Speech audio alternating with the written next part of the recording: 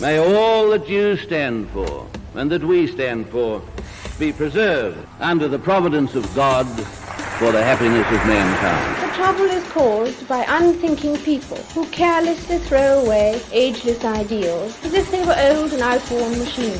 But it is the values of individual liberty, equality before the law and the supremacy of people over the state to which we can always with confidence return as a powerful and uniting force. Australia is not a secular country. It is a free country. Well, g'day everybody, and thank you for joining me this evening. We've been very few and far between with our live streams, lots and lots of content on Facebook. I don't know why, but Instagram and Twitter don't like me. It could be me, it could be them, but lots and lots of content going out on Facebook, articles worth of posts, etc. It just seems to be the place where I can be spontaneous and be very active and manage the other things on my workload as well. For those people who are waiting for the Church and State Summit videos, I apologise. We're not there yet, but we're so close. It's just a matter of so much to do. So I really appreciate the supporters who are helping me sustain the level of activity that we are doing. And for the rest of you, if you find some value in this, we'd love to see you come on board with supporters. So thank you to the Good Source supporters making this completely free to everyone tonight. Well, tonight, I have a friend, in fact, the father of one of my childhood friends. We used to hang out and play Sega PlayStation together in country New South Wales. And I would go around to Mr. Stewart's house and chat with him occasionally. But we've chatted a whole lot more since I've got interested in politics, and he's actually a very experienced and very well-researched man in the field of psephology. And if you don't know what psephology is, it's the scientific analysis of politics and elections. And one of the things that troubles me, one of the things I want to help, is the amount of, you could call it fake news, misinformation, maybe even conspiracy theories going on our side, actual things that aren't true or may not be true. And I try to battle those things because I want us to focus our energy where it's useful, be productive, argue about things that will actually change Australia. Even if we're right, some arguments are just such a waste of time. And I just want to help focus us in those areas that's really, really going to make a difference, because that's what I think we all want to do, not just be right, but actually make a difference and help Australia be better for our children and our grandchildren. I called Lex yesterday and asked him this random question and maybe even a couple of questions. I think the one that I specifically was interested in, which I really didn't know the answer to, and was new information to me, was that the Australian Electoral Commission actually tells their returning officers at each polling place who to give the preferences to, who the two most likely final candidates will be, and to provisionally allocate preferences there. It sounds scandalous, and a few people have gotten upset about it, and I just wanted to ask an expert, is this a problem, or is it just an efficiency which has built-in integrity to make sure nothing goes awry? Well, joining me this evening is Lex Stewart. Welcome to Pellowe Talk, Lex. It's very good to you. Good to be with you. Yes, thank you. Sorry to interrupt you. We've known each other, dare we number it now? Let's say just a number of decades. That's probably the most modest way to put it. 30 years. Indeed. So let's talk about this first one. Look, by the way, everyone watching, feel free to jump in with comments. I'm not going to be able to get to every question tonight, and not every question is going to be a productive use of time. But I do want to answer and ask Lex as many things as possible. So we're going to try and clear up fact from fiction so we can be more intelligent and more effective as voters. I've long thought the best way to make Australian politics better isn't to make everybody like me, but to lift the standard of voter education in Australia. Let's have a higher quality debate, a higher quality of comprehension, and then with smarter voters, we can probably. Look, I want to be correct it if I'm wrong. So let's pursue truth together and be open to it. We'll come to one of the things I need to eat my hat on, Lex, that you told me I was wrong on. Maybe number two, but let's get to number one right off the bat. What is this scary sounding, perhaps new information that the Australian Electoral Commission will choose who the two most likely final candidates are and nominally allocate the preferences to them on election day? Does that happen? I mean, it's in the it's in the scrutineering handbook, etc. So it does happen. Is it a problem? And how do we know the votes are actually being counted properly? No, it's not a problem. It's a minor side issue. All it means is that when the votes are counted on election night, and if I have one passion to get through to everyone is do scrutineering. No point winning the votes up till 6 p.m. to lose them during the counting after 6 p.m. So during that counting on election night, they will telephone through to AEC head office the primary votes for each candidate. So, for example, on the ballot paper, the House of Reps would be 10 candidates. The person in charge of that polling booth will telephone through to the Electoral Commission the primary votes for each of those 10 candidates. Okay. And that is the first count. So the votes will be recounted on the Sunday and the Monday and the Tuesday, and slight changes will occur due to mistakes, many mistakes due to tiredness. But having telephoned those primary votes through for each candidate, they will then do a quick sort of eyeballing of how the preferences flow to then, and of course that takes time and energy and effort. So therefore, the Electoral Commission tells which two candidates are likely to be the final two. And so they will do a rough guess, rough sort of look at the way the preferences flow and allocate those votes to those two chosen candidates. Now, there's no corruption in that. There's nothing wrong with that. It's only indicative on election night, driven by consumer demand, journalists and watchers, people who are, curious. They want to know how's it going. And so those allocation of preferences to those two candidates chosen by the Electoral Commission give an indicative, a rough idea of the flow of preferences and a rough idea. So that will be confirmed or denied by the precise counting on the Sunday and the Monday, and people should please scrutineer as well on the Sunday or the Monday as well, not just the Saturday night. Right. I mean, we're gonna hammer that point home tonight, Lex. That and let me just hammer it now. If you have any concerns as a freedom voter, somebody who wants integrity in our elections, if you want to contribute at all, there's a whole lot of trivial, minor things you can do, but the most important thing you can do is volunteer to be a scrutineer. Volunteer Correct. to be a scrutineer, not just after the polls close at 6 p.m. on Saturday, but as Lex is telling me, Sunday, Monday, Tuesday, until they are properly counted from beginning to end, with conservatives, libertarians, classical liberals, freedom lovers of any flavour, making sure that every vote that was meant to be given to a freedom candidate gets put in its right place.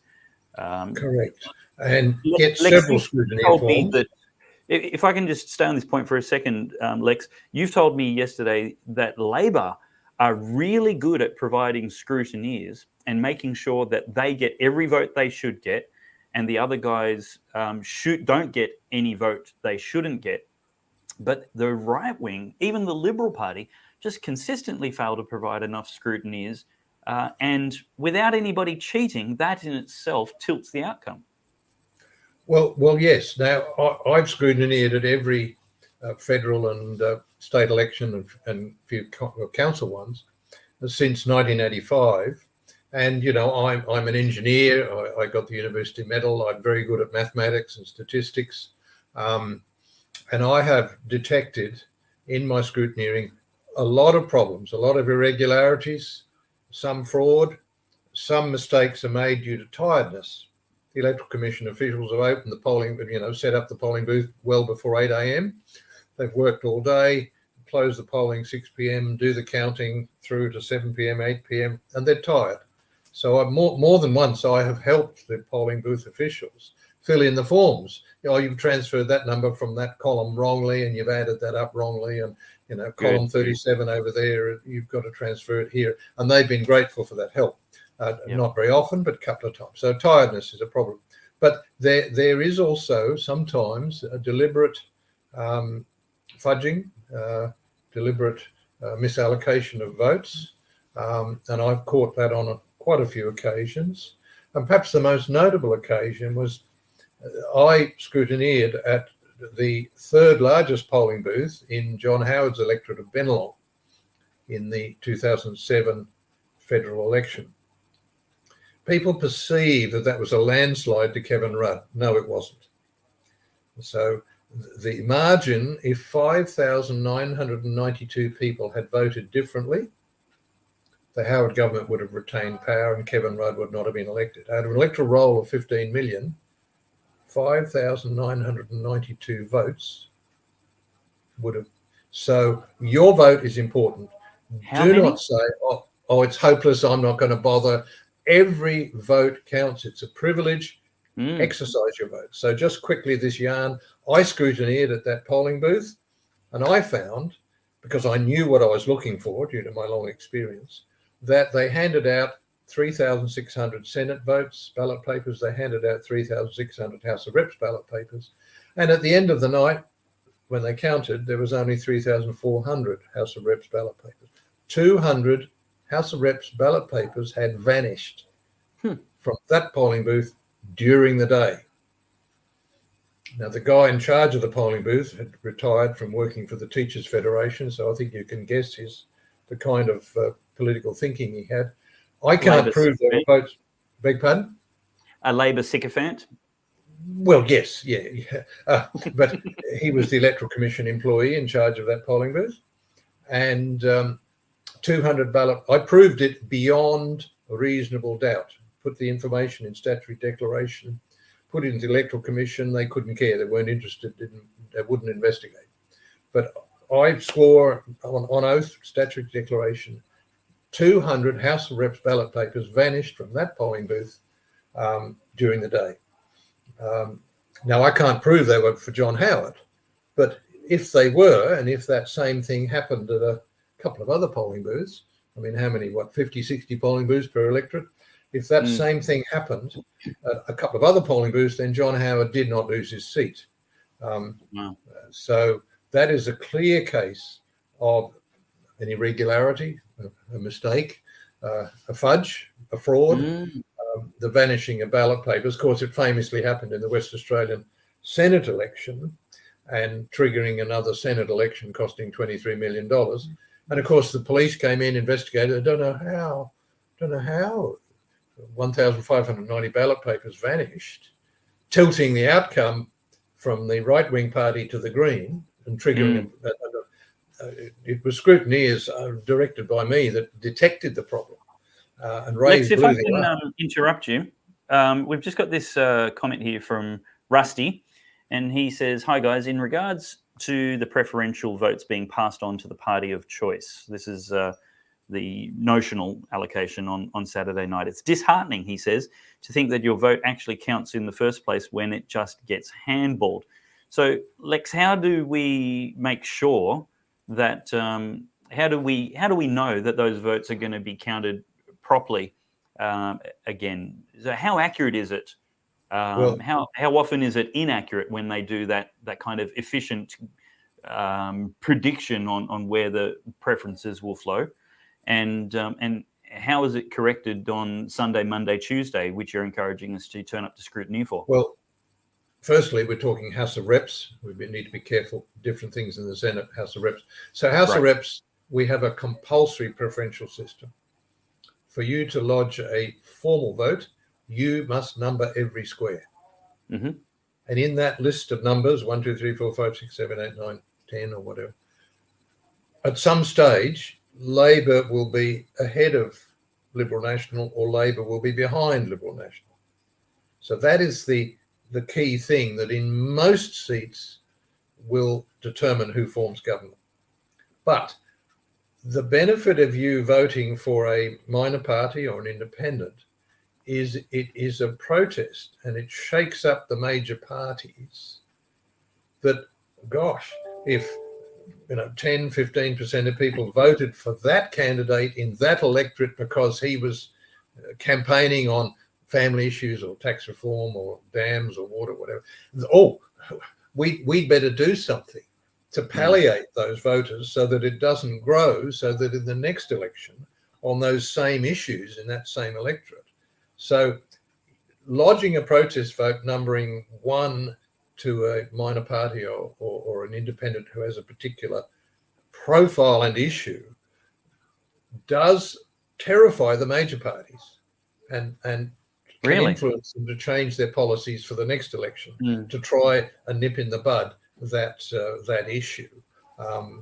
So there is a point in registering your protest. Okay, you may prefer a coalition government to a Labor government, so you're going to vote 1, 2, 3, 4, 5, 6, 7, 8, 9, 8 to the coalition, 9 to Labor, 10 to the Greens. That might be your vote.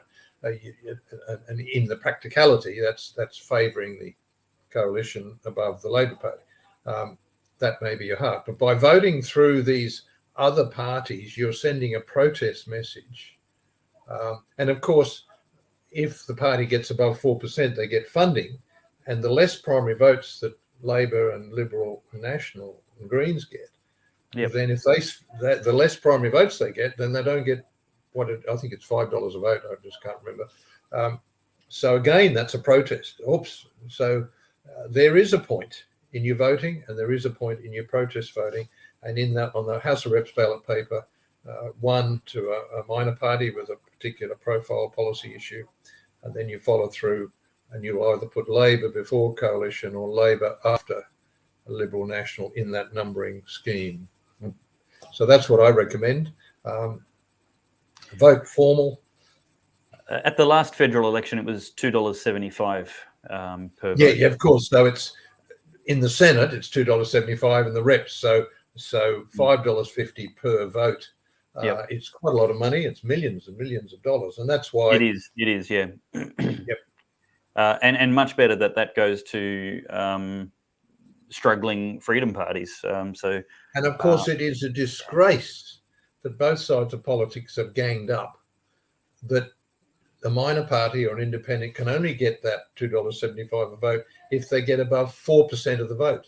Yeah. So it's a discriminatory measure. It's an anti-democratic measure. So a person might campaign, get 3% of the vote, wear themselves out, spend money, and then they can't run 3 years later because they're flat broke. So it's unfair.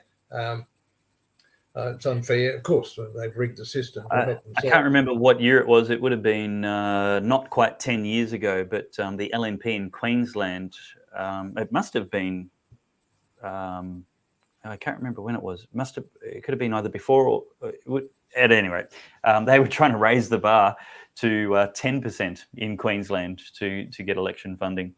And I think it's now 6%. So family first. It's outrageous. It should be simply 0%. So that there should be no taxpayer funding. Would be even better. Yeah. Beg pardon? What if there was no taxpayer funding for parties campaigning? Well, that's a separate concept for another time. Let's talk about this immediate election coming up and how people can make sure that their vote counts and is not wasted. So the election is called Saturday night based on some efficient predictiveness, but come Sunday, Monday, Tuesday, everything is recounted from scratch again with whatever scrutineers choose to be there, but nothing's hidden or secret. What kind of security is there on the ballot boxes and the votes to make sure when the scrutineers go home and sleep peacefully during the night that there's no tampering with those ballots, that ballots don't get disappeared by their thousands? That's a very good point. And I was campaign manager for Paul Galea, the Rebel Egg Farmer, in a by-election, and we for the seat of Liverpool back in 1988, 89. And so, of course, all the votes, it was a by-election, Liverpool in Sydney, all the polling booths sent their votes to the Divisional Returning Officer's office. Liverpool's not a very big electorate, probably 10, 20 kilometres maximum. And so we were there at sort of 10 o'clock at night on election night. And the Divisional Returning Officer said, look, when is the counting going to happen tomorrow? Where, we're here in the office. Yep, what time will it start tomorrow? And I said, oh, look, by the way, it was an office in a sort of a shopping centre with a corridor and a mall and so on, and glass windows and internal rooms and so on. And I said, oh, by the way, see that bloke out there with the uniform on? He's the security guard we've hired to stand there all night to make sure that nobody accesses the ballot papers at 3 a.m. Wow. And the guy's expression just was just shock. Perhaps he was insulted that I dared make that suggestion, or perhaps he just felt thwarted. Oh gosh, I had my mate coming in at 3 a.m. to and you guys privately hired a security guard to watch the door. Yeah, because I knew that it was and Paul Galea, the Rebel Egg Farmer, came with very close to winning that by-election, and it would have been hugely embarrassing for the Labor Party. So are there any other security measures other than watching it? Like if we're not hiring private security guards, is the AEC, what kind of security and confidence is there on the ballot boxes when the scrutineers go home? Well, look, let me make it plain. 99% of the AEC employees, and I think there's 15 or 30,000 of them, whatever, are ordinary, decent people that just do their job. But I do have evidence, probably half a dozen instances, of corruption in senior officers of the AEC. For example, the guy in charge of the polling booth at Epping West in John Howard's electorate in the 2000 election was corrupt, at best incompetent, most likely corrupt. But yes, we do have a problem. The Electoral Commission, like any bureaucracy, is sluggish, inert, arrogant, and not very amenable to having problems pointed out. And of course, it's a wrong model. The Electoral Commission is an independent statutory agency. It is not accountable to a minister in Parliament. Shocking. Now, when I worked in the Environment Protection Authority for 12 years and the Roads and Traffic Authority for 10 years, the department answered to a minister in the Parliament. So the opposition or other MPs could ask questions in the Parliament, say, hey, what are you doing? This policy, and they could name a bureaucrat like me and say, hey, we think this fellow's incompetent. And so bureaucrats are terrified of that. I know, I've been a senior bureaucrat. And you're very careful. You answer to the minister. The minister is in charge of the department. You make sure the minister knows what you're doing. You're doing exactly what the minister wants. But the Electoral Commission is not like a normal government department. Like the police answer to the Minister of Police. The Education Department answers to the Minister of Education. The Electoral Commission is an independent statutory agency that reports to the Joint Standing Committee on Electoral Matters in the Parliament about a year and a half, 2 years after the election. And the senior officers of the Electoral Commission are appointed by the Governor-General. A dozen or so, senior officers of the Electoral Commission are appointed by the Governor-General on the recommendation of the government, of course. And the government will recommend some of their party mates, of course. But they're appointed by the Governor-General. So what chance have I got of writing a letter to the Governor-General complaining about the incompetence or corruption about senior bureaucrats? So in practicality, the Electoral Commission is an unaccountable, renegade, reprobate, corrupt organisation. Sorry to put it so bluntly. You're not inspiring confidence in the. You're not inspiring confidence in the election process. Let me nail you down. is there security on the ballot boxes once the ballots are in them when there are no scrutinies? Yes. Look, and as I say, in 99% of cases, the Electoral Commission official will be diligent in discharging his duty and making sure that those ballot boxes are secured and stored overnight safely. But you see, so are they sealed? Well, they're in the office. They're locked away in cupboards in the office. But they're not individually sealed to prove they haven't been opened come morning time? I'm not sure of that. I'm not sure of that. Okay. The laws keep changing. But you see, many times the votes have gone so far one way or the other that there's no possibility of a bit of fraud changing the election outcome. But I'm very careful that what I state as occurrences or examples or history, evidence or hypothesis. Yep. So the Labor Party always has scrutineers in every polling booth, and they telephone through to Labor headquarters the results on election night. So they know whether the election's hanging in the balance or it's been lost by a mile or won by a mile.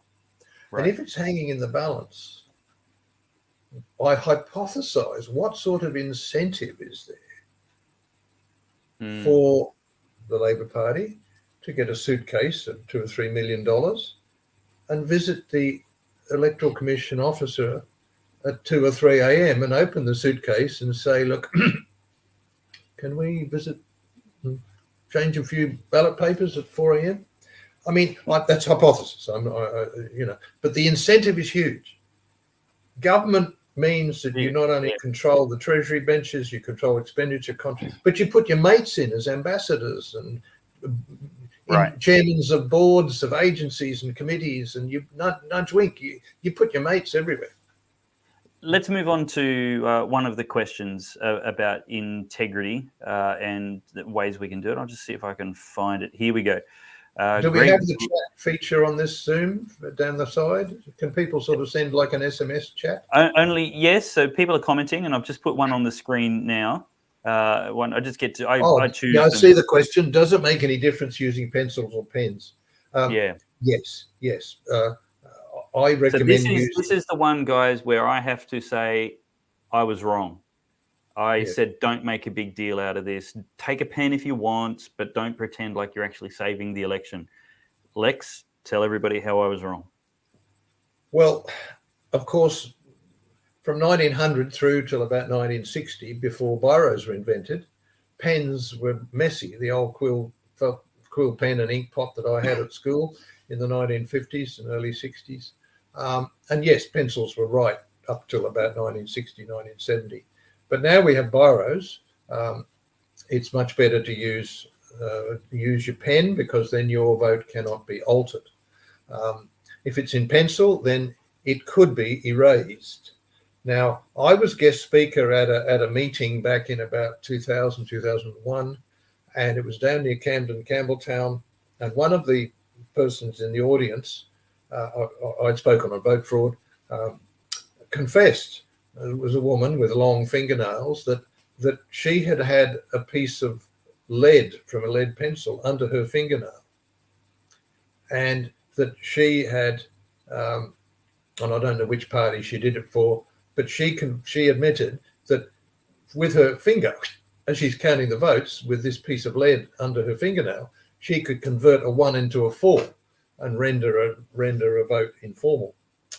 Now, I tried to get to her after the meeting, but people were milling around, everyone wanted to talk to me, and by the time I tried to get to her to get more details, she'd gone. So that's sort of anecdotal, but I was astonished that she would do that, and then a piece of lead. Yeah. How do you lie straight in bed? So I guess the question. So to clarify, by marking the ballot with a piece of lead underneath her, glue on long fingernails, she was able to turn the number 1 into a number 4. Therefore, there were 2 number 4s on the ballot. It wasn't clear who the person was choosing to elect, and so the vote is invalidated, informal, and discarded. So the support for the person she didn't like was lost. Yes, correct. Without actually so, to your knowledge, are ballots ever erased? Like, okay, theoretically it could be possible, but really, is there going to be somebody sitting down with an eraser for hundreds of ballots and changing them? Look, I have no evidence that it has ever occurred, but granted the huge incentives, it could occur, and, Right. and it would be wise for you to vote in pen. And so, Lex Stewart, psephologist extraordinaire, do you take a pen to vote on election day? Yes, indeed. And I went to vote pre-poll when I was living in a Western Sydney electorate at that time, and I had some work, and I was on a shift that I couldn't vote on election day. So I went in to the Electoral Commission office to vote pre-poll with my pen, and I was rebuked, reprimanded by the Electoral Commission official, and told that no, I cannot vote in pen, that I had to use a pencil. So they ripped into me and told me that I must vote in pencil, which is rubbish. It's not in the Electoral Act. Wow. So they wanted me to vote in pencil. And you refused? Yeah, I voted in pen. Oh, good on you. Okay.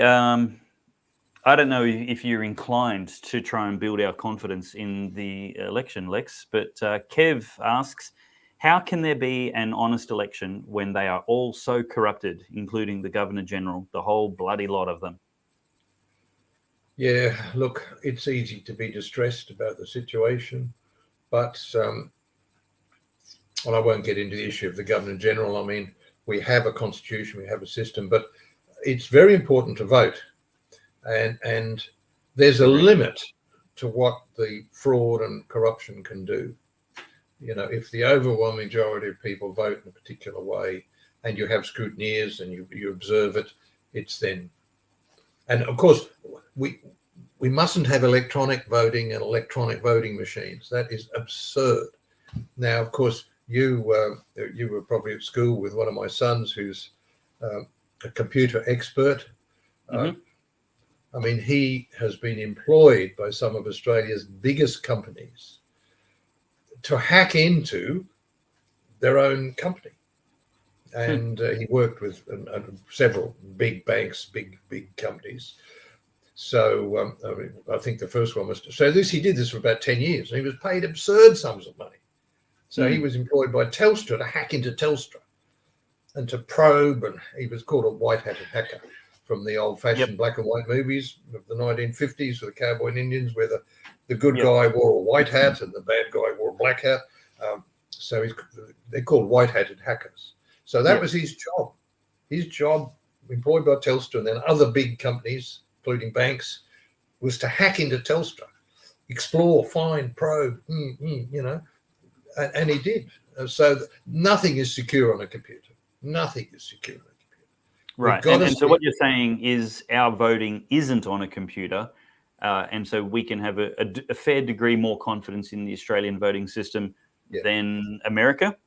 Yeah, we must stick with paper ballot papers that can be recounted later. Now Lex, I've heard that might be the Senate ballot or after a manual count, there are some computer counting, maybe only done for the purpose of verification. But can you shed any light on that? Are computers involved at any stage at all? Yes, yeah. But the Senate is different to House of Reps. The House of Reps tells you who forms government, whether it's Labor or coalition. So the House of Reps, where you have a ballot paper, it's important that we stick with paper ballot papers. And so at no stage, early or late, subsequent or even verifying, are you saying there's no computers involved in the lower house counting? As far as I know, except the New South Wales State Electoral Office has been a pioneer and applauded by certain people, a pioneer of allowing electronic voting. And I have the actual hard copy leaflet, and I've got vast amounts of records and papers. of the leaflet whereby the New South Wales State Electoral Office, this is some years ago, and I protested, and I'm not sure it's been changed. It's very difficult to keep up with all the legislation, all the states, territories, federal. But it used to be that you could vote electronically in the lower house in New South Wales on application. And insanity, having voted, you could then go back in and change your vote. Wow. Now, if I can go in and change my vote, well, a hacker can. Yeah. Or one of the internal admin people within the State Electoral Office could go in and change my vote. It was an and I think, I'm not sure if that system's still there, but we should fight electronic voting. But the electronic thing that we should argue, and people get confused, it's a jargon term called electronic certified lists. And what it means, it's a bit like an automatic teller machine when let's say I've got $300 in my bank account and I go and withdraw $290 from this automatic teller machine. It's updated centrally in the central database. I can't go to the next automatic teller machine and get another $290 because it's been corrected centrally. So that's what should be done with the electoral roll. There should be one electoral roll centrally, like your bank account. So that's what's called electronic certified list. That's not voting. So that's going to stop the old Labor adage, vote early, vote often. Well, I could go into an electorate up there near Logan, and there's 60 polling booths in the electorate, and I could say, I'm David Pellowe of 10 High Street, Logan, if that's your correct address. No identity. No, there's no identity requirements. They'll give me a ballot paper. And I'll go to the next polling booth and I'll say, I'm Dave Pellowe, 10 High Street, Logan, and they'll give me ballot papers. And my apologies to the residents of 10 High Street, Logan, who are about to get all kinds of Antifa turning up on their doorstep. It was Lex. So that is multiple voting. And in the recent elections, you've had, I mean, for years, I've said 18,000 multiple votes is common in several elections. But for the 2016 federal election, I asked them for the data, and I got it listed by each of the 150 electorates. I wanted to know the multiple votes by electorates. And when I read the sort of fine print, it's not actually 18,000 multiple votes, which is what the Electoral Commission was talking about, which the journalists were talking about, which I've talked about for years. It was 18,343 letters sent out to 18,343 people, alleging that 18,343 people had voted more than once. If each of them voted twice, that's 36,000 multiple votes. If each of them voted 3 times, it's 54,000 multiple votes. Yeah. Shocking. Yeah, it's a very simple thing. The Liberal Party tried to get voter identification. That's not even the digital roll. That's just having to prove you're you. And of course, the leftists, who that would disadvantage the most, objected the loudest. Let's move at a faster pace and get some other questions in. Sure. Christopher Field, good friend, says, this is such an important point. The full preference count is done, just not on election night. Then he says, and this is the question, something that others ask me, what happens if a lower house seat is called on election night, but is later found to be wrong with the full count? Good question, Chris. Yes, that is a very good question. And I give the example of the seat of Strathfield in the New South Wales state election in 2015, where my friend Charles Kaziskelly was the MP, and he lost the seat. He was 500 votes behind on election night on the preliminary count. I went to the pre-poll count that election night, and I rescued 250 of his votes. If I hadn't been there, his vote would have been less. I rescued 250 of his votes in that huge warehouse on election night till about 1 a.m. And he was prevailed upon by the Liberal Party to acknowledge defeat on the Sunday or the Monday. So the Liberal Party didn't bother sending along scrutineers. So then as the counting proceeded over the next week or two, it ended up with a gap of 1,500. Now, if he'd done what I wanted him to do, was refuse to concede defeat and get Liberal scrutineers watching the counting, 250, it can go either way. Postals, absentees, recounting, mistakes. He may well have been able to retain that seat, but the lefties in Liberal Party head office prevailed upon him, offered him a lucrative job position, say, oh dear, it's tough luck, you've lost the seat, we'll offer you this job. So the question was that if on election night it's said to go one way, then in a full count it goes the other way. Well, the full count presumes that you've got scrutineers there making sure it's accurate. And I've given you an example where I believe that as the counting proceeded, something others asked, what happens if a lower house seat is called on election night but is later to be found wrong with the full count? Well, the full count must have scrutineers there to make sure that it happens correctly. Yeah.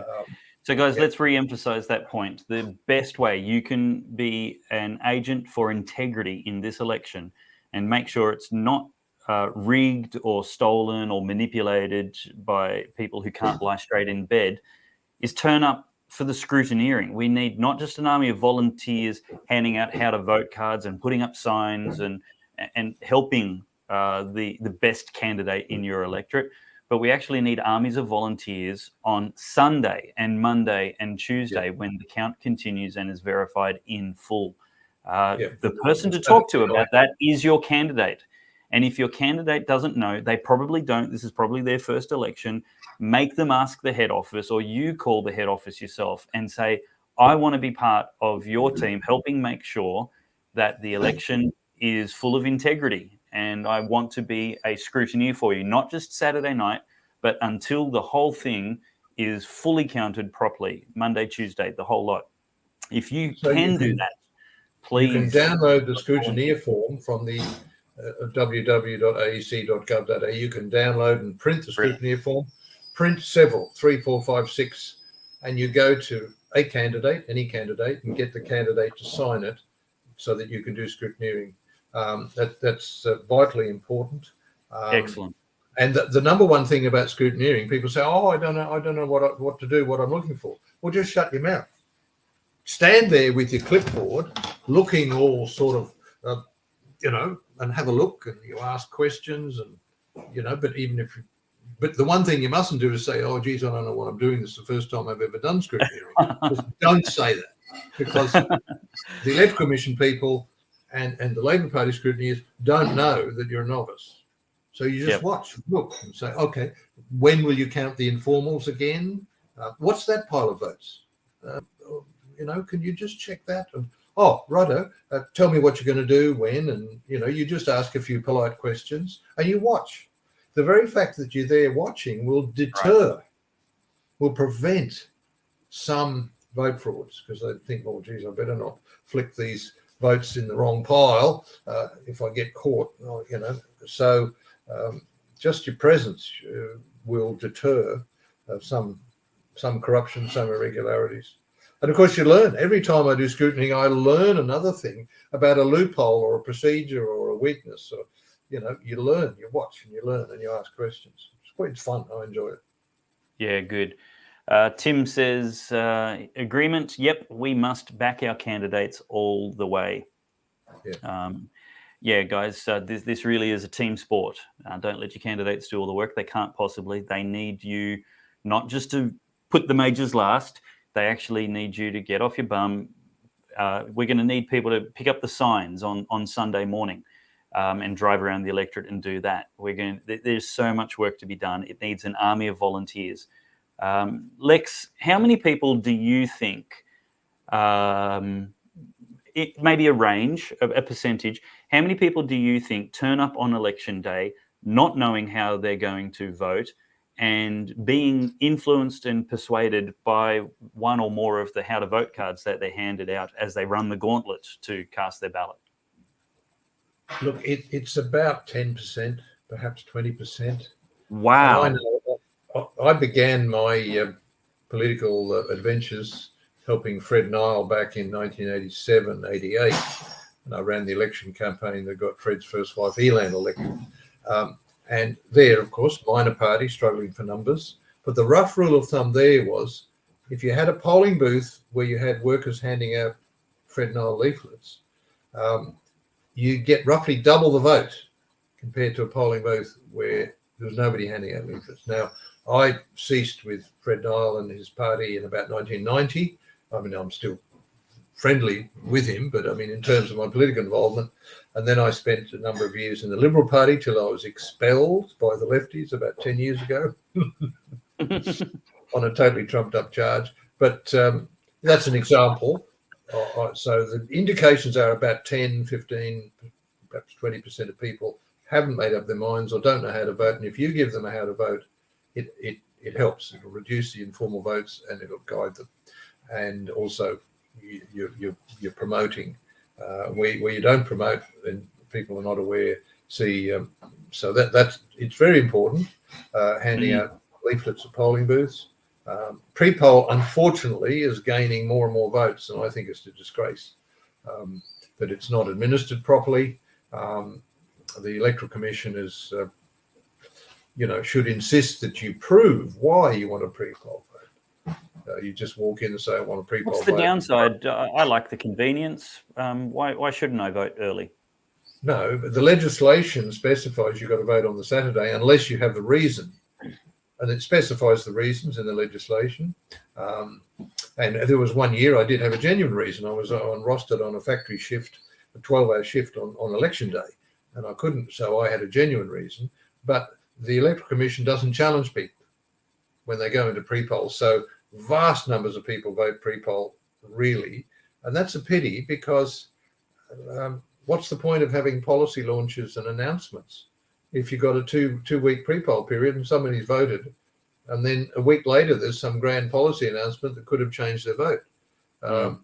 So why do we have policies? If you allow, do you think people there's to vote, an integrity risk from pre-polling? Yes, there is. There is. The storage of the ballot papers is a problem, and that is an integrity risk. Now, speaking of integrity of the electoral roll, the Australian National Audit Office, I could talk about that. But before we go too much further, can I mention in the Senate voting, if you vote 1 to 6 above the line, then you have assisted the Greens to win the 6th Senate seat. I want to come back to that.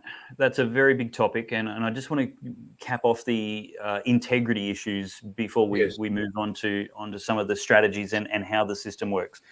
We have a couple of people in comments insisting that Dominion voting machines, or maybe Scyttle, I'm not too sure exactly how that word's pronounced, but this is Jewel Drury asking the question: do you know if Skittle will be used for counting the votes for the federal election? The simple answer is no. I do not know if those machines will be used. You could ask a question of the Electoral Commission, but don't just do it by email. Do it by either in person or a snail mail letter asking that question. I haven't got round to doing that. The allegation was made in the last election that there was a pilot trial of the use of Dominion voting machines, but look, I haven't had time to check on that. I'm sorry. So my answer is I don't know. Would you get back to me on that? Is that something you can look into? Yeah. Okay. Yeah. Right. We'll do that. I'm just looking through some of the. I don't know what use this is, Kel. If I should even put this in the stream, but here it is. Reckless Dave. Kel says Dawson's Mackay's Green candidate. Dawson and Mackay. Dawson the seat, Mackay the city, I think. Greens candidate allegedly giving out special cookies. There we go. Well, good on him. I mean, that's all right. Special cookies. If he wants to waste his money on cookies, I can take a cookie for free and then vote against it. Lex, we'll we'll move soon. This will be the segue topic onto how to vote in the Senate. But let's talk about how the Senate votes are actually counted. It's not a majority, 50% plus one needed to win a seat in the Senate, but it's actually a quota. So tell us about the risk of, or how votes might get exhausted or wasted in the Senate. And there's this question here. We can either start with that or weave it in a bit later if you like, asking, why are the Senate votes counted by machine? If so, how can we be sure of any honesty in machines? Are they counted by hand first and then by machine? The world has shown us that machines are set to favour what the corrupt organisations want. Totally fair.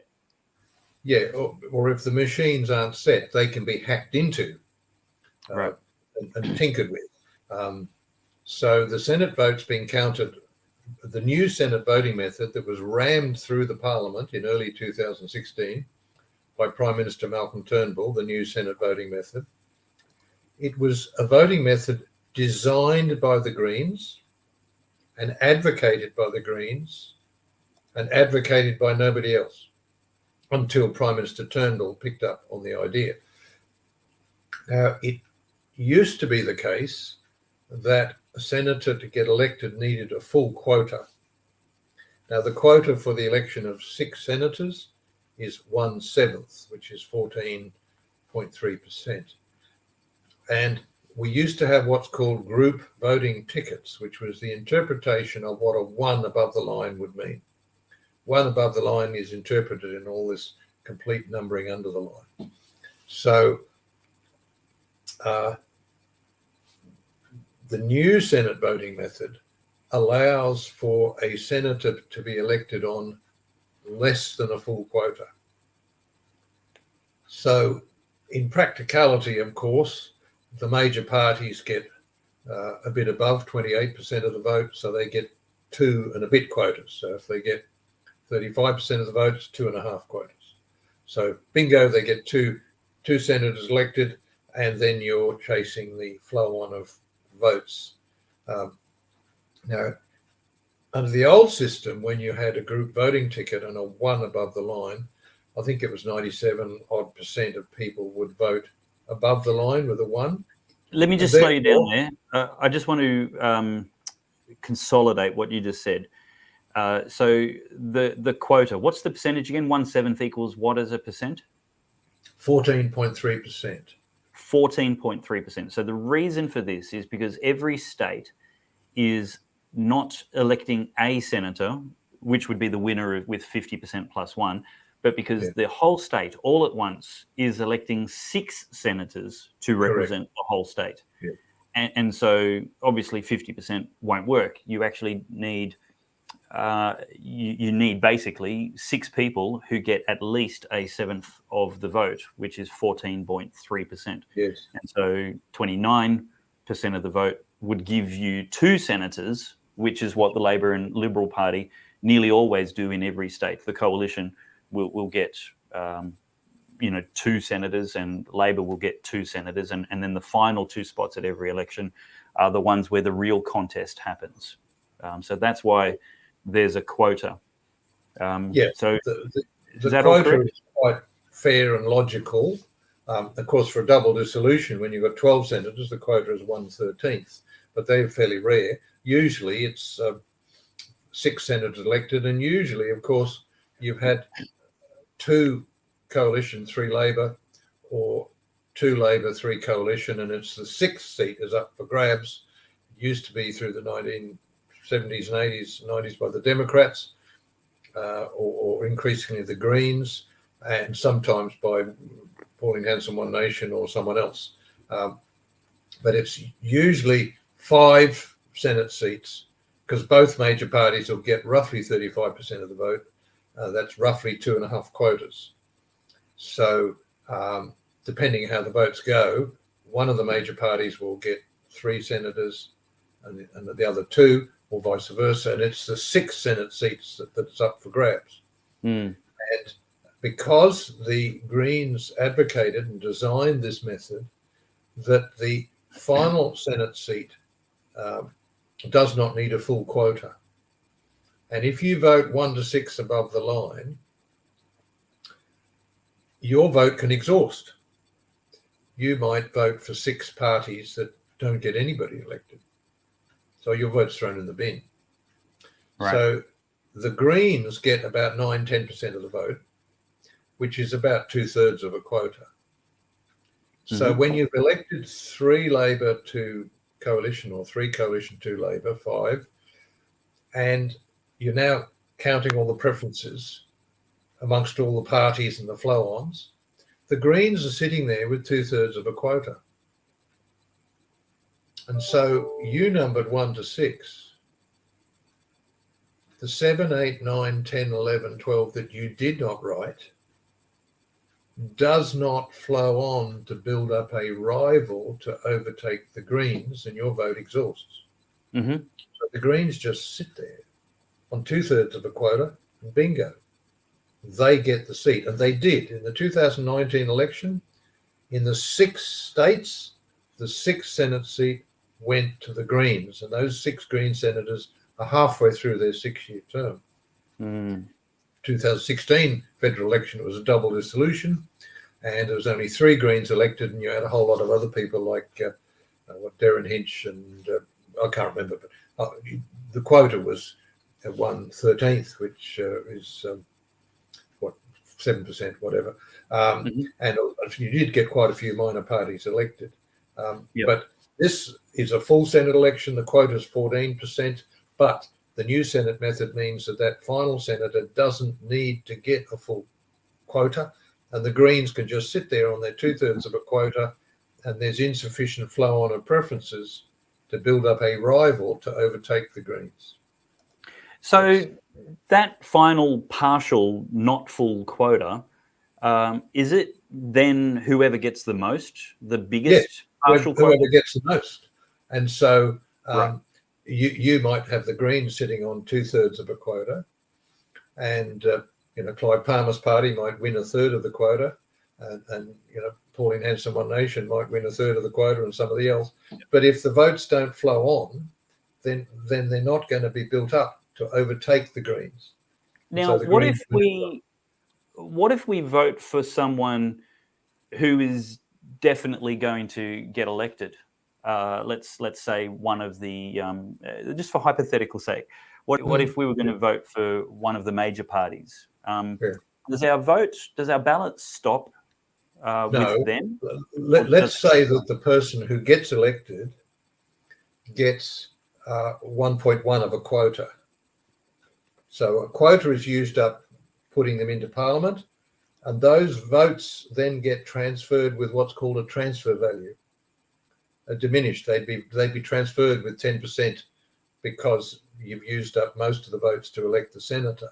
But that's a mathematically complex sort of. That is sounding thing. Very complex. But the big problem we've got is now that you have voting above the line 1 to 6 or more, or underneath the line 1 to 12 or more, it's impossible on election night to know how the votes are going to go.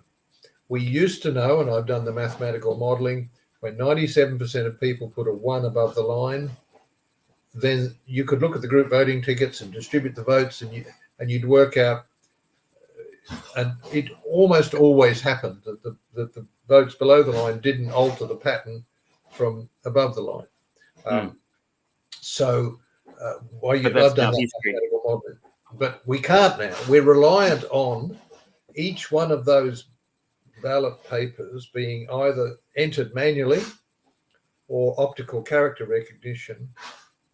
And then, that ballot paper gets recorded, and ka-ching, it goes into the database. So we can't scrutiny. It's impossible to know. You've got dozens and dozens and dozens of people coding in each individual ballot paper, millions of them. Now, you know the son I'm talking about, who was employed as the white-hatted hacker. I mean, there's not a computer on earth that he couldn't hack into if he put his mind to it. So the Electoral Commission computers were hacked into, and there was a court case back in, 10, 15 years ago. Somebody was prosecuted for hacking into the Electoral Commission computer. Wow. So it's a very serious problem. It was just bulldozed through by Prime Minister Turnbull. The foolish coalition MPs just tagged along with it, didn't understand. Now, funnily enough, if you look at Hansard, you'll find that the Labor Party furiously opposed this new Senate voting method because they knew that it will improve things for the Greens. Now, granted that you get Greens MPs elected, of course, the Labor Party will cooperate with them for the sake of power. But they much prefer that the Greens didn't exist. They much prefer that the Greens didn't exist because then you'd have more votes for Labor. But as I say, granted that the Greens get MPs elected, of course they'll cooperate. But the Labor Party was furiously against this new Senate voting method because they knew that it's biased and will unfairly favour the Greens. Interesting. Yeah, but the lack of scrutineering is very serious. It's a problem. Now, one way around it would be to get all or a sample of the ballot papers entered a second time on a separate computer to see if you invalidate. That would be one way of doing it. But the Electoral Commission, obviously not willing to do that. They wouldn't do it unless they were forced to do it.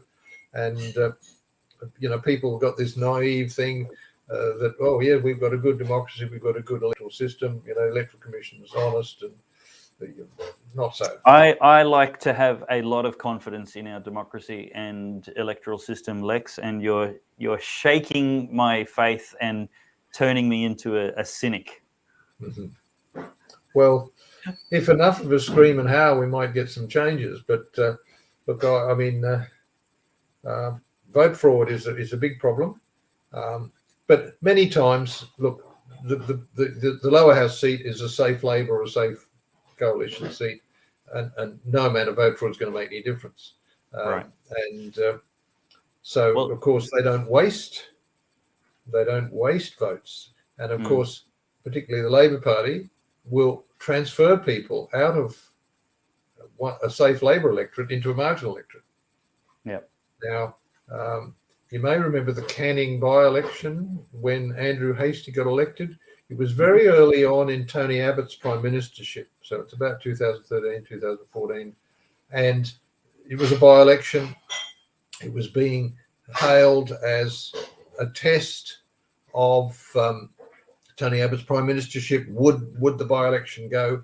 Well, I was tracking it. In the couple of weeks before the by-election, the electoral roll increased by 11,000. You have roughly 100,000 people per electorate, approximately. And suddenly there's massive increase in the electoral roll in the lead up to the by-election.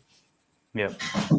Possibly people pretending to move from other electorates.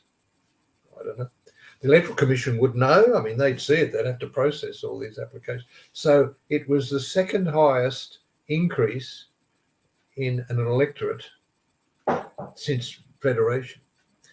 Now, I was successful in getting a piece of paper into Tony Abbott's hands through a friend of a friend to warn him of this problem. And I think he got the federal police deployed to check.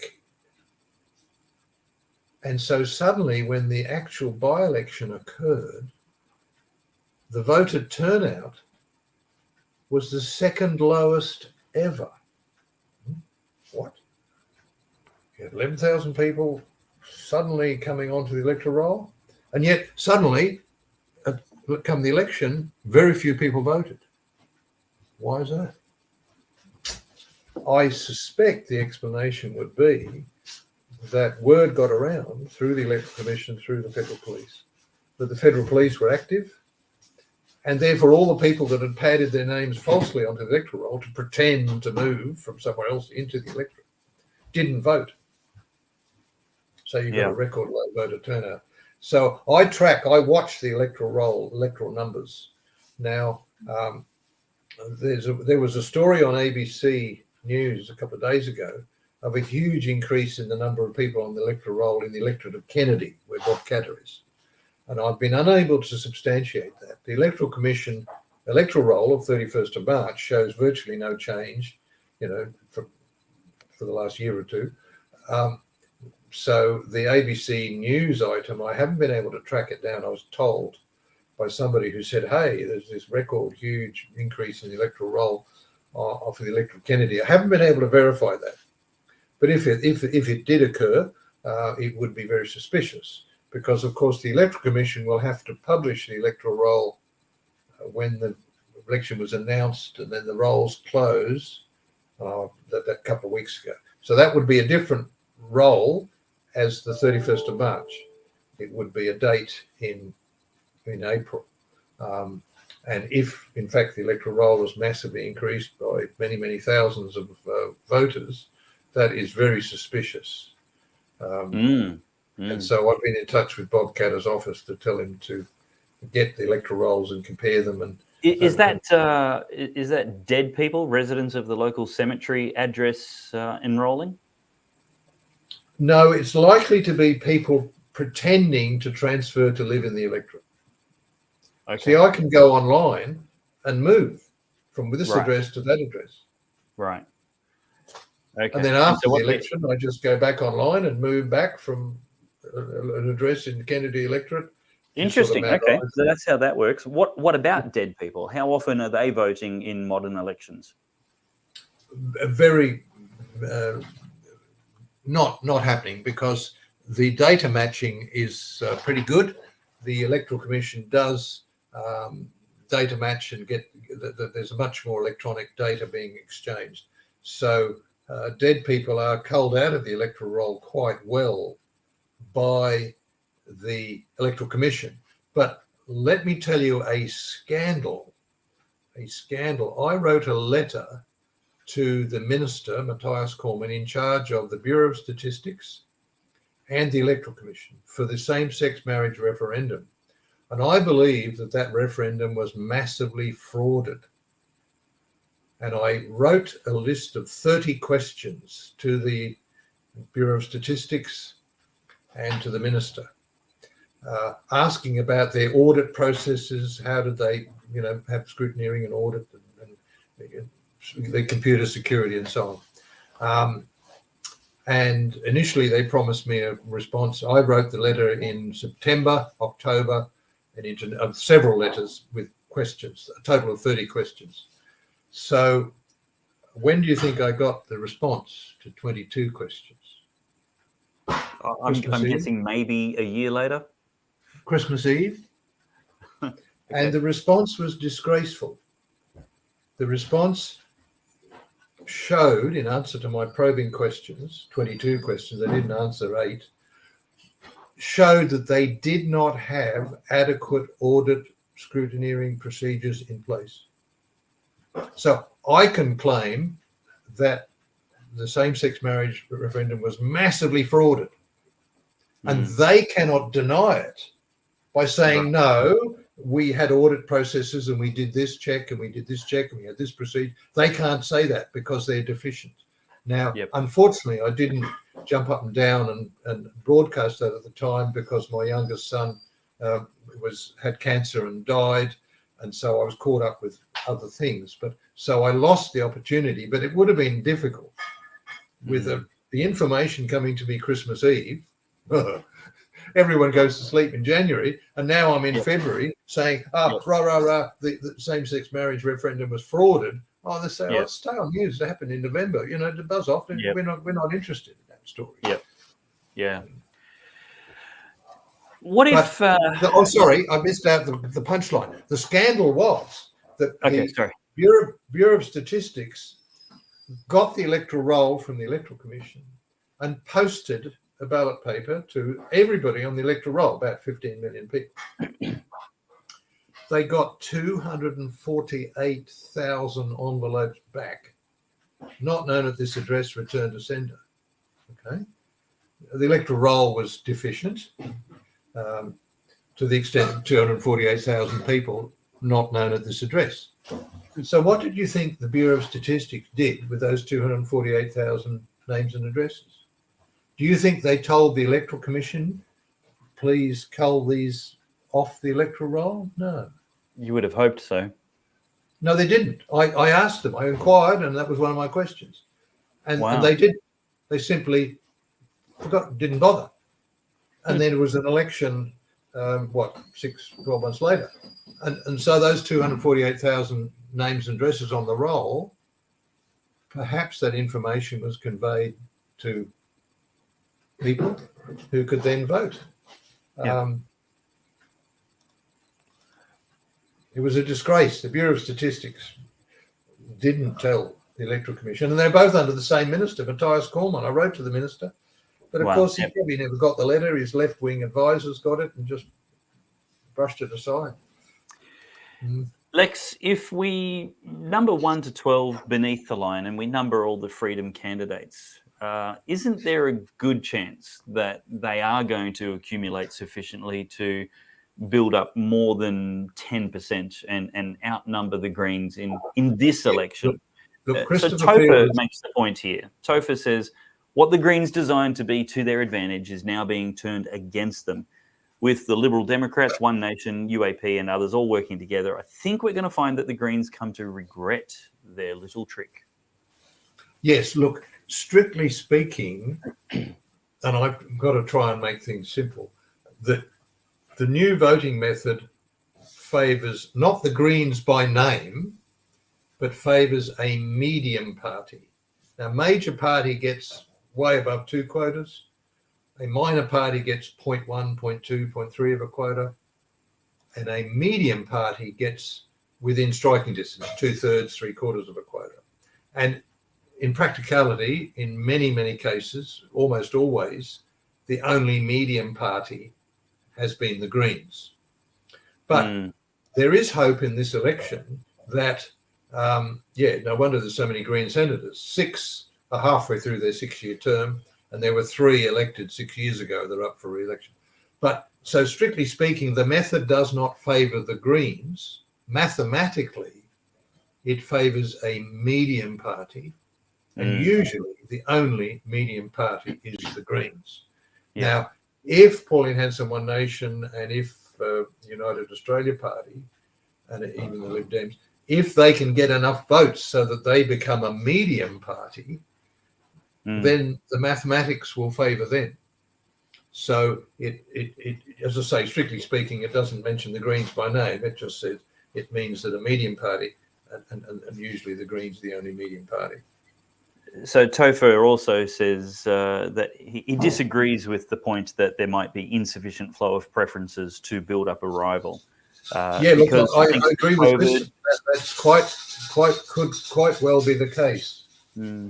Could quite well be the case, and let's hope so. Tell your family to be quiet. You're on with a very important audience. Insufficient flow of preferences to build up a rival, thanks to COVID and lots of people paying attention like never before. I think we're going to see the Greens struggling against the freedom-friendly minor parties. That is very good news and a great prospect. Yeah, but see, my point is, don't number 1 to 6. The antidote is number way beyond 6. Ideally, number every square. Okay. Look, if someone wants to vote for the Greens, fine, that's your right to do so. Yeah. But the 91% of people that don't vote for the Greens, then don't accidentally help them by voting 1 to 6. Right. The antidote for the bias is number many, way beyond 6 above the line, way beyond 12 under the line, ideally every square, but certainly go to many squares.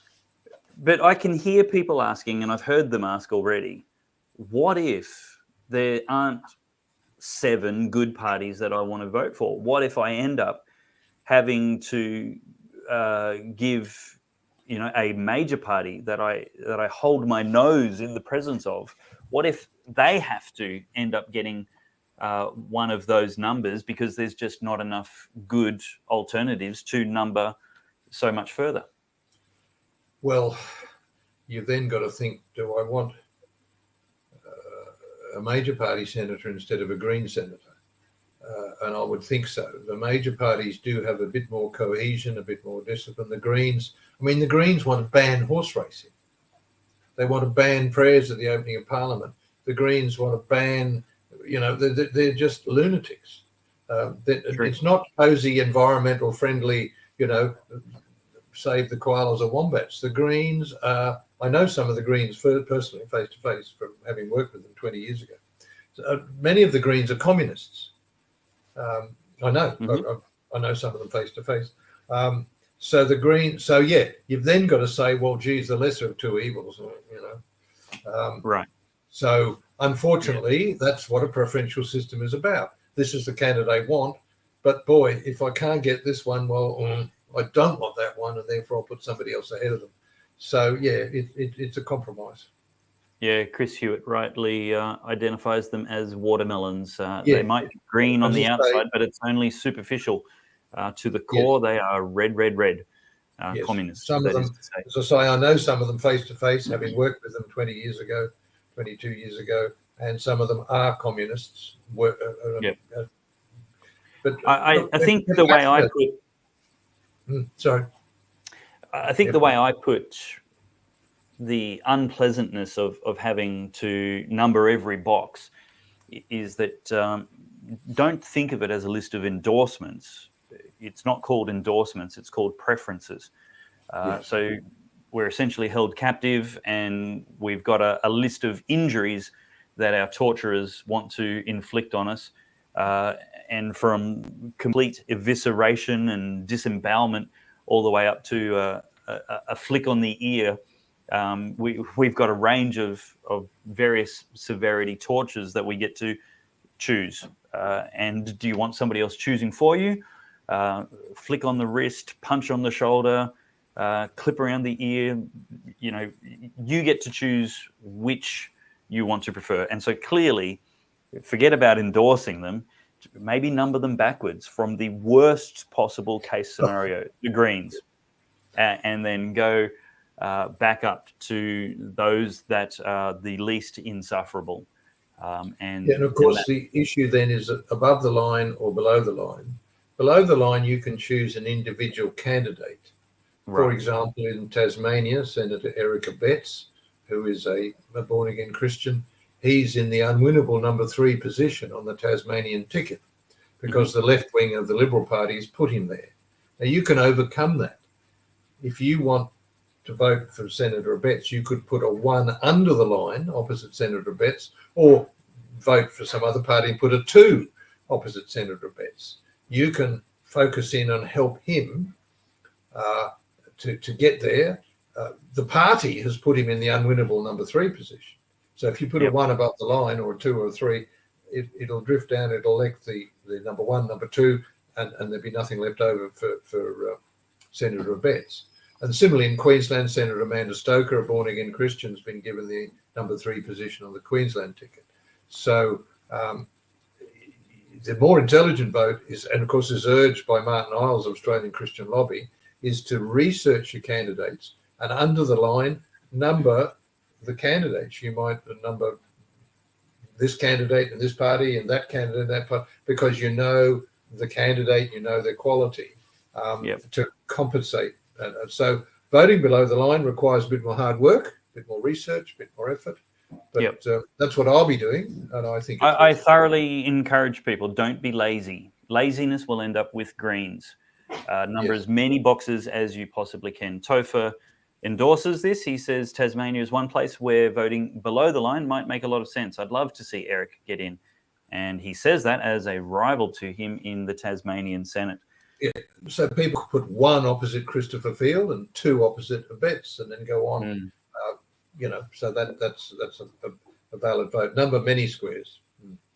Can I just say, if you're in Tasmania, you probably can do worse than putting Topher Field in your number 1 spot and Eric Abetz number 2.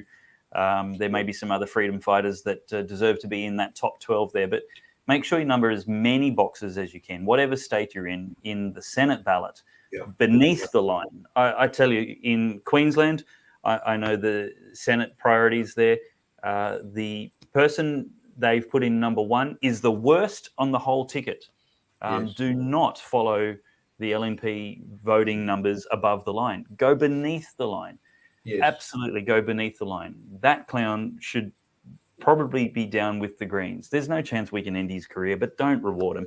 Give your votes to people that deserve them. Vote based on people, not parties. And you can do that beneath the line, because above the line, they're all voting as parties. Definitely we need to make sure that we have a strong Senate crossbench, not beholden to the parties. I'm absolutely sick of a Senate that rubber stamps whatever the government does. It's meant to be a house of review, not a house of applause. Correct. So let's make that happen. Lex, the two main things I'm hearing from you as takeaway tonight, just as we wrap this up and bring it to an end, is number one, whether you vote above the line or beneath, try to number every box and certainly go well beyond the minimum number stipulated to make your vote valid. 6 as a minimum above the line, but go as far as you can. Yes. 12 as a minimum beneath the line, but go as far as you can again on the Senate ballot. Right. The second thing I'm hearing you say is every single one of us, as many people as possible, need to volunteer to scrutineer on election night and on Sunday, Monday, Tuesday, as much as we can with the constraints of professional demands, going to work, etc. And that we can take the initiative to go to the Australian Electoral Commission website, print off half a dozen forms authorising you to be a scrutineer and get them signed by your candidate. What I've often done is I get scrutineer forms signed by 2 different candidates. Oh, really? I've often done that, yeah. And it doesn't matter whether it's a Senate candidate or a House of Reps candidate, right? So why do you get them signed by different candidates? Because I can then go in there pretending to be for this person or not that person. What's the benefit?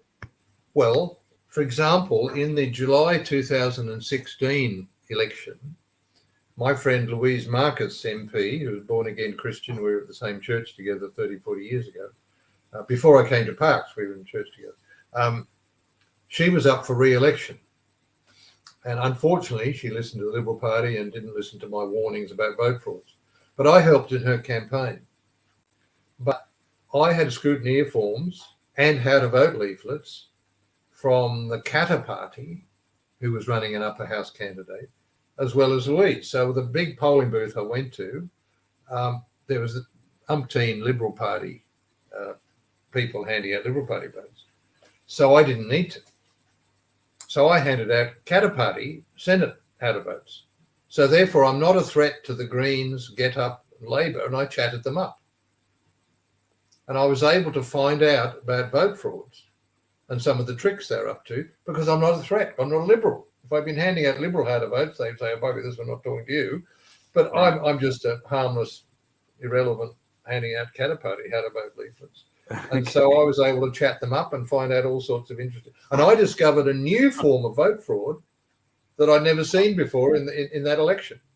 Yeah. And I took photograph and I also saw some of the old forms of vote fraud in use.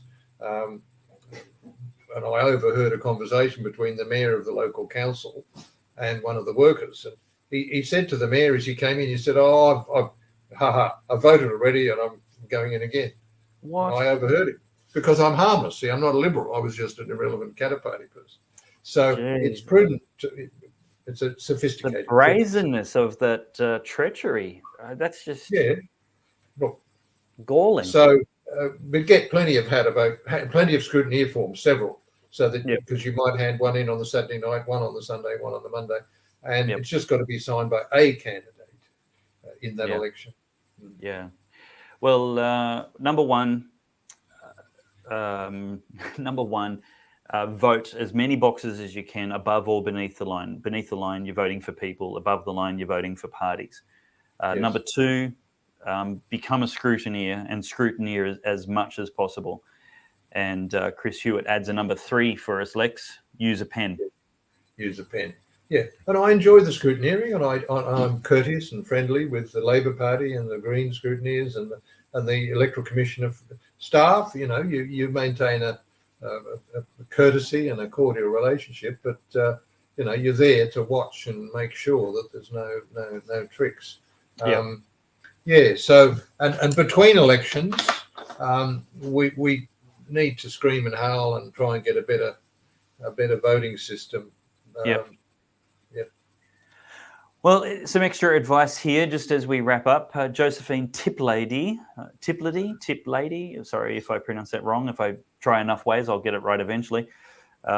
Is there any recommendations to assist with the research of resources to assist with the research of who we are voting for? Lex, you go ahead, please. There's a woman in Wollongong, Sharon Cousins, who does a lot of research and distributes information. I think Warwick Marsh might issue a Christian values checklist, but that's sometimes been incomplete, and it's difficult. The election's announced, you've got to try and find out the candidates, and sometimes they're not very good at telling you. But the Electoral Commission has a list of every candidate now that nominations have closed, don't they?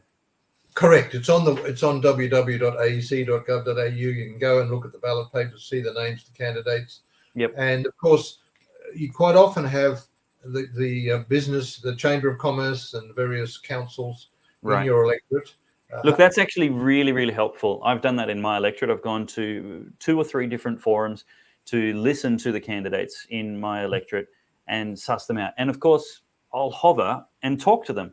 I'll hunt them out, especially the ones that I want to vote for. So there's the One Nation and the United Australia Party and the Liberal Democrat candidates. And I've gone out of my way to meet them and have a chat to them, maybe a long conversation, maybe a short conversation. And in my electorate, I've chosen the best candidate being a Liberal Democrat. And that's nothing against the other 2. They're lovely, genuine, intelligent people who deserve to be at the top of my preferences. But getting to meet them, it becomes a very personal decision, and I get to ask them the direct questions about what are actually most important to me, and to also ask them about some of the better and dumber policies that I've heard their parties have, and just gauge their caliber as a future professional in Parliament.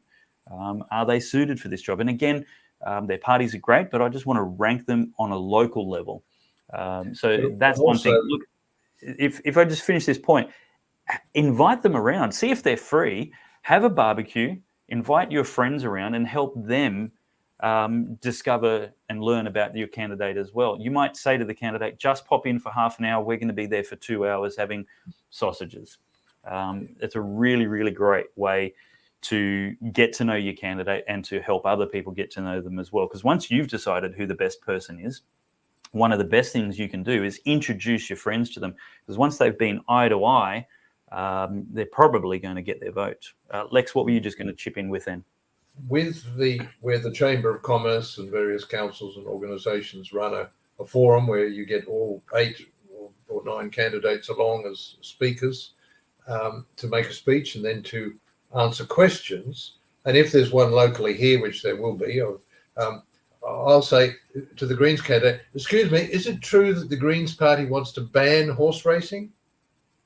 And to the Labor candidate, I would say, look, is it true that your deputy leader, Miles, as in the Australian newspaper on 26th of April, made a speech in Beijing grovelling to the Chinese, saying it was quite okay for them to take the South China Sea? Is that the deputy leader of the Labor Party reported correctly in the newspaper on the 26th of April? That it's quite okay for China to take Taiwan and the South China Sea, and that the China's human rights record is marvelous? Your deputy leader told the Chinese that their human rights record was marvelous. Is that correct? And the audience is going to say, oh, gosh, what's it? Oh, geez, I'm not going to vote Green or Labor. You know what?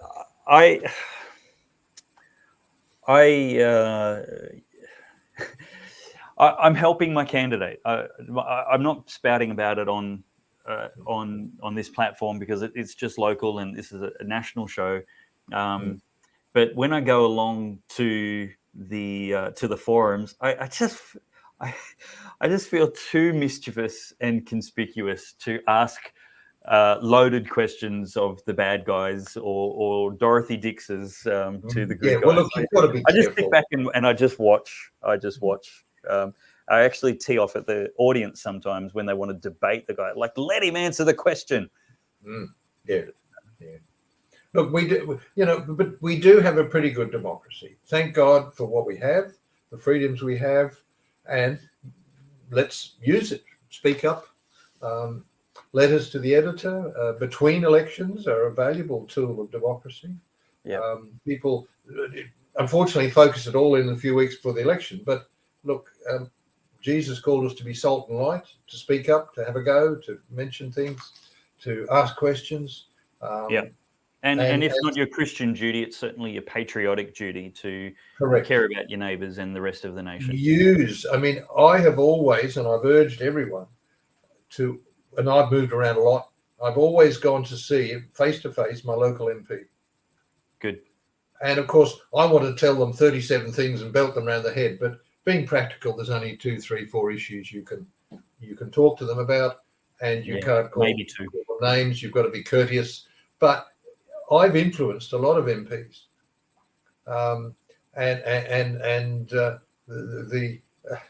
I could tell some interesting stories where I've just my opinion expressing courteously, hey, hold on, have you thought about this? And I disagree with that policy, and would you, has influenced that MP within the party room, saying, hold on.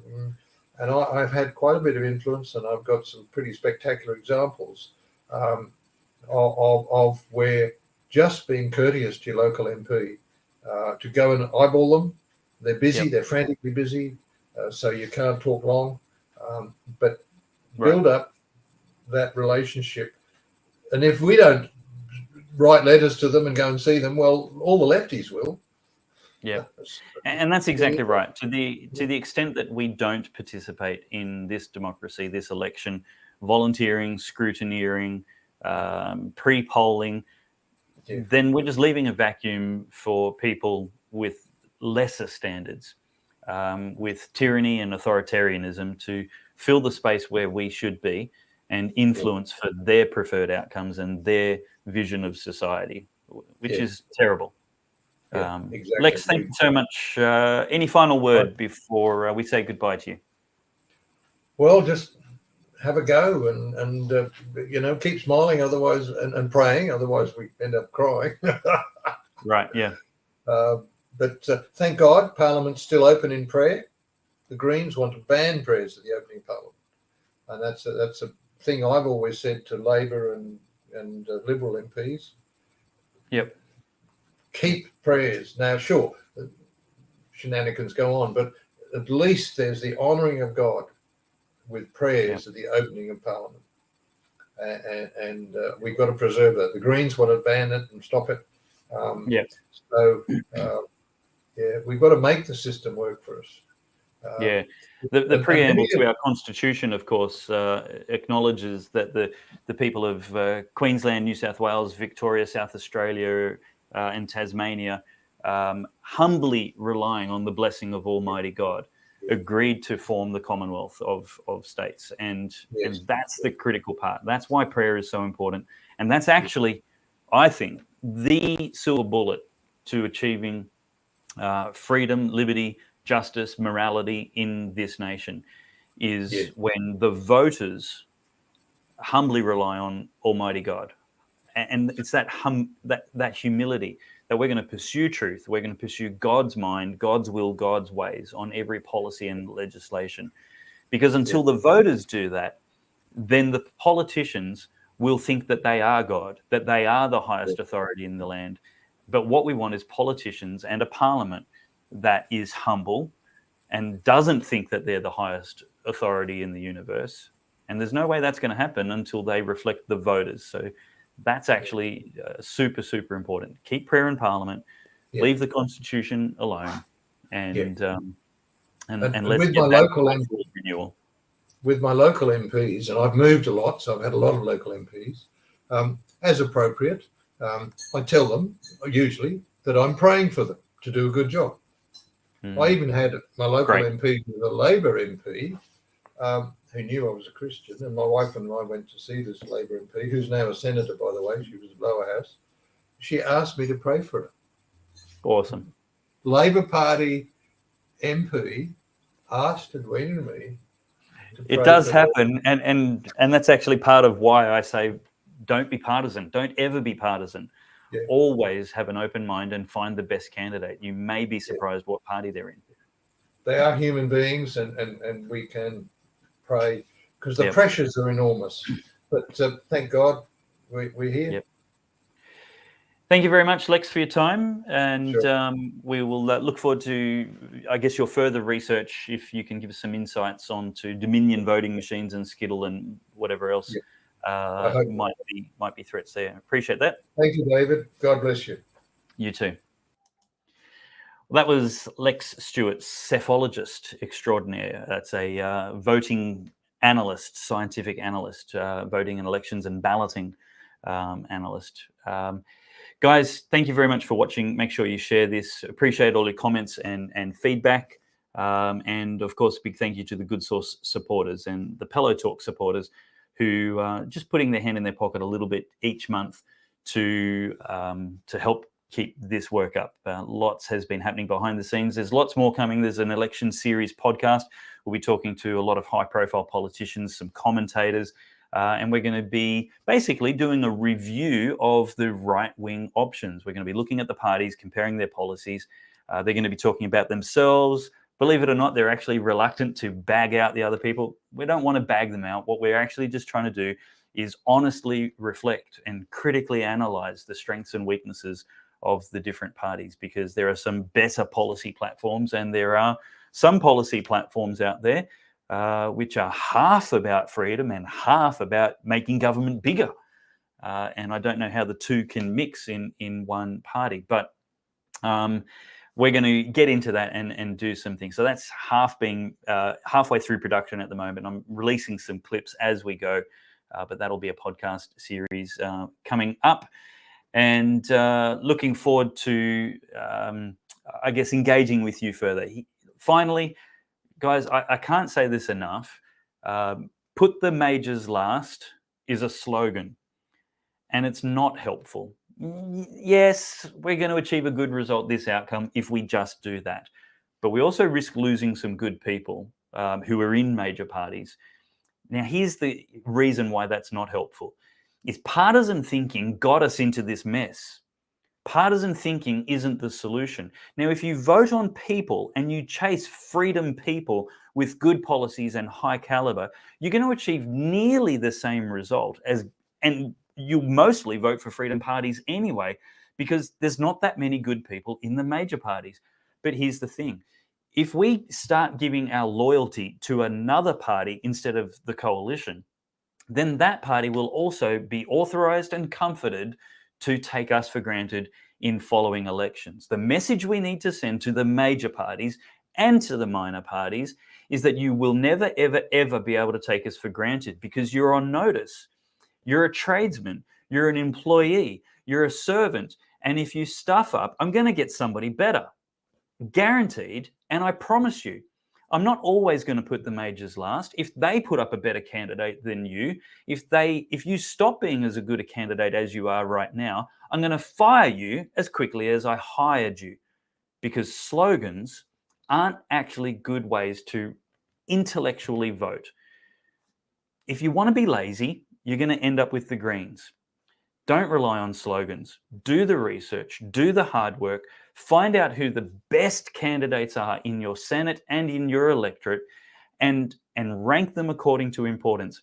Most of the time, you're going to end up with your freedom parties up the top, and we're going to achieve the same result, but without lowering our intelligence as a voting population. The reason we got bad government is because we got bad voters. We need to increase the numbers ourselves, and we need to teach every single politician and aspiring politician that they will never be able to take us for granted, because they're always going to be having to work for us. They owe us loyalty. We owe them no loyalty. That's the lesson and the takeaway from this right here. Let's vote for freedom. Let's vote for justice, and vote for people, not parties. My name is David Pellowe, and I've enjoyed your company tonight. Thank you for your comments and your questions, and we will see you in the next live. I'll be doing an interview tomorrow with one of the writers of the Liberal Democrats' Freedom Manifesto, and we're going to be talking about what I think is the absolutely ridiculous policy of fixing home loan interest rates. We'll talk about that tomorrow, and that will come live to you very soon.